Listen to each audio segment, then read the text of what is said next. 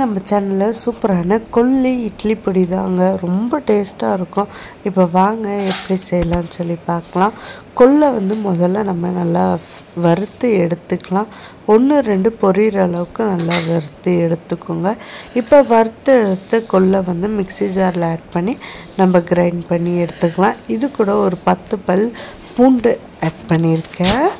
எதுவுமே ஆயிலில் ஃப்ரை பண்ணாமல் ஆட் பண்ணிக்கோங்க. காஞ்ச மிளகாய் ஆட் பண்ணியிருக்கேன் காரத்துக்கு ஏற்ற மாதிரி.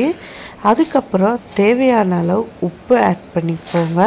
இது மூணையுமே சேர்த்து நல்லா கிரைண்ட் பண்ணி எடுத்துகிட்டு வந்துடுங்க.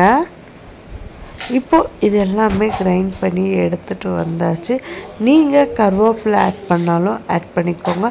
அது லைட்டாக ரோஸ்ட் பண்ணிவிட்டு ஆட் பண்ணிக்கோங்க. இது நம்ம தேங்காய் எண்ணெய் ஊற்றி சாப்பிட்டு பாருங்கள், அல்டிமேட்டாக இருக்கும். கண்டிப்பாக வெயிட் லாஸ்க்குலாம் யூஸ்ஃபுல்லாக இருக்கும். ஹோப் வீடியோ பிடிச்சிருக்கோன்னு சொல்லி நம்புகிறேன்.